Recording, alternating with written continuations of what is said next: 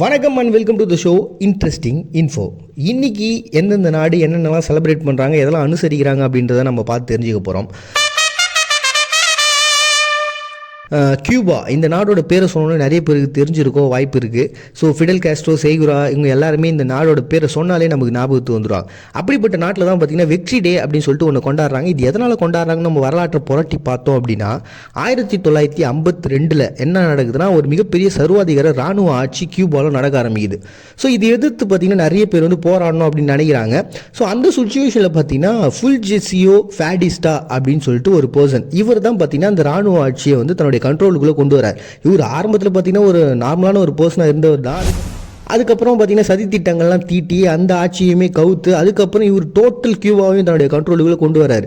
So இப்படி கொண்டு வந்ததை பார்த்த உடனே மக்கள் இதுக்கப்புறம் நம்ம பொறுத்து இருக்கக்கூடாது, ஏன்னா இது நம்மளுடைய நாடு, நம்ம நாட்டை வேற ஒருத்தவங்க ஒரு மிகப்பெரிய சர்வாதிகாரத்துக்குள்ளே வச்சுக்கிறாங்கன்றது எவ்வளோ பெரிய கொடுமை. 1953 ஜூலை 24 ஃபிடல் காஸ்ட்ரோ இவங்களுடைய தலைமையில் பார்த்தீங்கன்னா ஒரு மிகப்பெரிய புரட்சியை ஸ்டார்ட் பண்ணுறாங்க. ஏன்னா நம்ம அமைதியாக ஒரு சாதாரணமான ஒரு புரட்சி நம்ம செஞ்சோன்னா அதுக்கான பதில்ன்றது இந்த இடத்துல கிடைக்கல. அப்போ நம்ம என்ன பண்ணலாம் அப்படின்னா, கத்திக்கு கத்தி ரத்தத்துக்கு ரத்தம்ன்ற மாதிரி நம்மளும் சேர்ந்து அவங்களோட எதிர்த்து போராடியே ஆகணும்னு சொல்லி இவங்களும் ஆயுதம் ஏந்தி போராட்டத்தை பண்ணுறாங்க. ஆனால் அந்த புரட்சி ஒரு மிகப்பெரிய தோல்வியில் முடியுது. ஏன்னா இந்த ஃபேடிஸ்டாவினுடைய இராணுவம் ஃபிடல் காஸ்ட்ரோவுடைய இராணுவத்தை பிடிச்சி சிறையில் போட்டுடுறாங்க. இப்படி போட்டதுக்கப்புறம் பார்த்தீங்கன்னா 15 வருஷம் அவங்களுக்கு தண்டனையை கொடுக்குறாங்க ஃபிடல் காஸ்ட்ரோவுக்கு. ஆனால் அரசியலினுடைய அழுத்தங்கள் அதிகமாக நடக்க 1953 போடப்பட்டது. அதுக்கப்புறம் 2 வருஷத்தில் ரிலீஸும் ஆகுறாரு.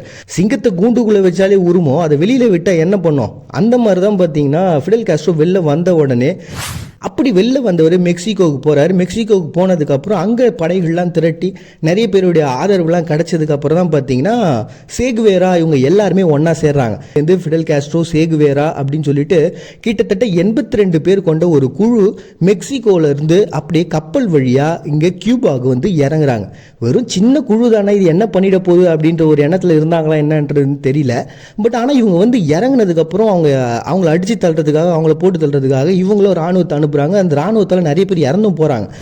ஆனாலும் அவங்க சும்மா இல்லை. அதுக்கப்புறம் என்ன பண்ணுறாங்கன்னா, சேகுவேரா அண்ட் ஃபிடல் காஸ்ட்ரோலாம் சேர்ந்து பயங்கரமான ஒரு பெரிய புரட்சியை உருவாக்குறாங்க. அப்போ சின்ன சின்ன கிராமங்கள் இருக்குல்ல, அந்த பகுதியில் இருக்கக்கூடிய இந்த இராணுவ சர்வாதிகாரத்தை எதிர்த்து அவங்க பெரிய போராட்டத்தை பண்ணுறாங்க. அதில் அவங்க வெற்றியும் அடைகிறாங்க. ஸோ அப்படி ஒரு மிகப்பெரிய வெற்றிகளை தொடர்ந்து அதிகமாக நடக்க ஆரம்பிக்க 1959 யாரால இவங்க சிறை வைக்கப்பட்டாங்களோ அந்த ஃபேடிஸ்டாவே அந்த நாட்டை விட்டு வெளில அனுப்புகிறாங்க. மிகப்பெரிய வெற்றியை இந்த கியூபா சந்திக்குது. அதுக்கப்புறம் பார்த்தீங்கன்னா ஜனவரி 2 அந்த இடம் இந்த புரட்சியாளர்களுடைய கைக்கு வருது. அப்படி வெற்றியை சந்திச்ச அந்த நாளை தான் வெற்றி டேன்னு கொண்டாடுறாங்க கியூபா, ஜனவரி 2. நான் கூட இந்த சமூக வலைதளங்கள்லாம் நிறைய பேர் இன்ட்ரோவர்ட் எக்ஸ்ட்ரோவர்ட்லாம் சொல்லிட்டு போட்டு வச்சுருப்பாங்க. நான் அதை பார்த்துட்டு ஏதோ அவங்களோட படிப்புன்னு நினச்சிருந்தேன். ஆனால் அதுக்கப்புறம் இது இப்போ நாளை பற்றி தெரிஞ்சுக்கிட்டதுக்கப்புறம் தெரியுது அது படிப்புலாம் கிடையாது, அவங்களோட கேரக்டரைசேஷன் அப்படின்ட்டு. என்ன ரீசன் பார்த்தீங்கன்னா, இந்த எக்ஸ்ட்ரோவர்ட் அப்படின்னு போட்டிருப்பாங்க. அவங்களாம் எப்படின்னா ரொம்ப வெளிப்படையான பர்சனாக இருப்பாங்க. எதையுமே வெளிப்படையாக பேசி ரொம்ப சந்தோஷமாக ஈஸியாக அடுத்தவங்களோட மிங்கிள் ஆகிடுவாங்க.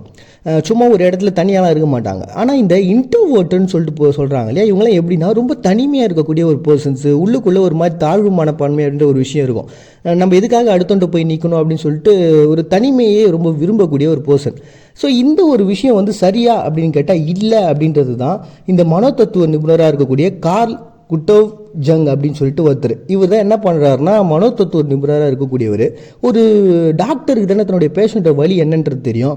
ஸோ இவர் ஆராய்ச்சி பண்ண அந்த சமயகட்டத்தில் பார்த்தீங்கன்னா மனோதத்துவத்தில் மிகப்பெரிய ஆளாக இருக்கக்கூடிய இவர் ஒரு முடிவுக்கு வர்றாரு. என்னன்னா, தனிமையில் இருக்கக்கூடியவங்க மிகப்பெரிய பிரச்சனையை சந்திக்கிறாங்க, மன அழுத்தத்தை சந்திக்கிறாங்க அப்படின்னு சொல்லிட்டு. ஸோ அதனால தான் என்ன பண்ணுறாங்கன்னா, இந்த இன்ட்ரோவர்ட்டாக இருக்கக்கூடிய தனிமையில் இருக்கக்கூடிய அந்த பர்சன்ஸ், அந்த மாதிரியான கேரக்டரைசேஷனில் இருக்கவங்களுக்குலாம் நம்ம ஒரு டேவை அனுசரிக்கணும், அவங்க என்ன பிரச்சனையில் இருக்காங்கன்றதை அவங்க புரிஞ்சுக்கணுன்றதுக்காக இந்த டேவை உருவாக்குறாரு. ஸோ அப்படி உருவாக்கப்பட்ட தினம் தான் இந்த வேர்ல்டு இன்ட்ரோவர்ட்டட் டே அப்படின்னு சொல்லிட்டு இது 2011 அனுசரிச்சுக்கிட்டு இருக்காங்க. அண்ட் இது கும்பலாக சேர்ந்து வெளியில் கொண்டாடுறதோ செலிப்ரேட் பண்ணுறதோ அந்த மாதிரிலாம் கிடையாது. இந்த இன்ட்ரோவர்ட்டாக இருக்கக்கூடிய பர்சன்ஸ் புரிஞ்சுக்குங்க, இந்த மாதிரி நீங்கள் தனிமையில் இருக்கிறது உங்களுக்கு மிகப்பெரிய ஒரு மன அழுத்தத்தை உருவாகும். ஸோ அதனால் இந்த சமயத்தில் என்ன பண்ணுங்க அப்படின்னா, கொஞ்சம் வெளியில் போங்க, நண்பர்களோடு இருங்க, இல்லை ஃபேமிலியோட டைம் ஸ்பெண்ட் பண்ணுங்கள், தனியாக இருக்காதீங்க அப்படின்ற ஒரு விஷயம்.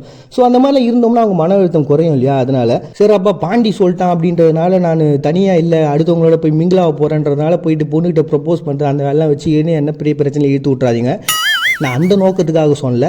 ஜஸ்ட்டு தனிமையில் இருக்கிறவங்க அப்படி வெளியில் போயிட்டு ஆல்ரெடி ஃப்ரெண்ட்ஸ்லாம் இருப்பாங்கள்ல, அவங்களோட பேசுறதுக்கு ஒரு தாழ்வு மனப்பான்மை நம்மகிட்ட இருந்திருக்கும். அதெல்லாம் கொஞ்சம் உதறி தள்ளிட்டு போயிட்டு எல்லாரோட மிங்கிலாகி ஜாலியாக இருங்க, உங்களுடைய மன அழுத்தத்தை அந்த ஸ்ட்ரெஸ்ஸை வந்து குறைச்சிக்கங்க அப்படின்றதுக்காக இதை சொன்னேன்.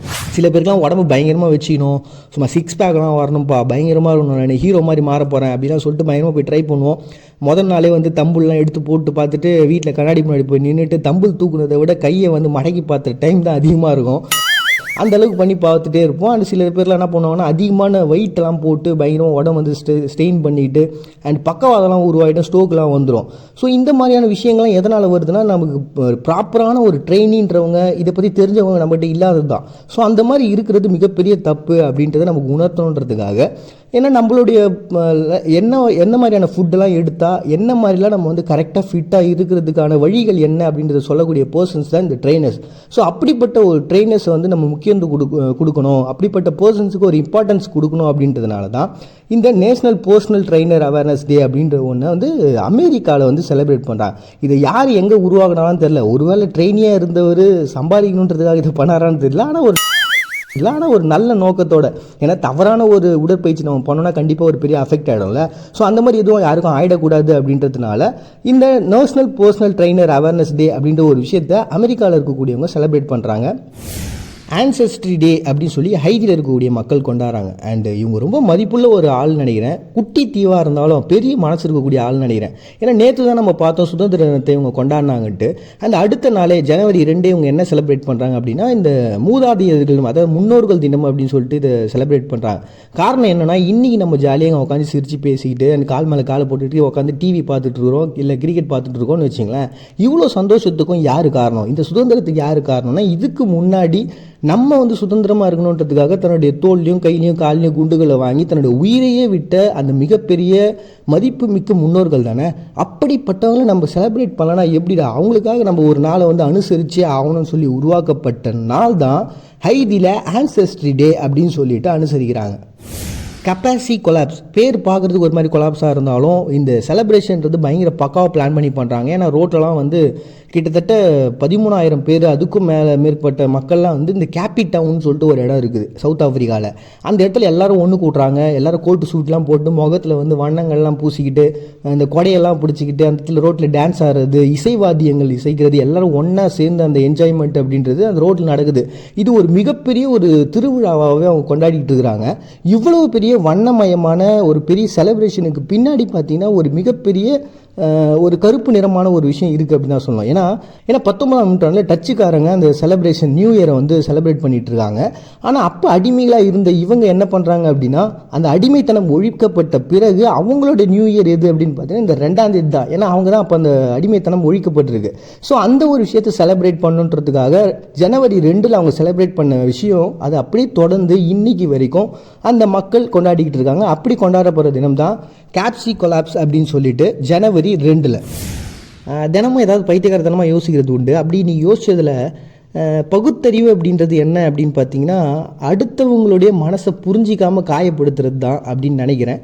இன்னைக்கான இன்ஃபோவும் வந்து முடிஞ்சிச்சு. மறுபடியும் நாளைக்கு உங்க எல்லாரும் சந்திக்கிறேன். அதுவரை உங்கள்கிட்ட வந்து விடைபெறுவது நான் உங்கள் பாண்டியன். நீங்கள் பார்த்துட்டு இருக்கீங்க இந்த நிகழ்ச்சி இன்ட்ரெஸ்டிங் இன்ஃபோ.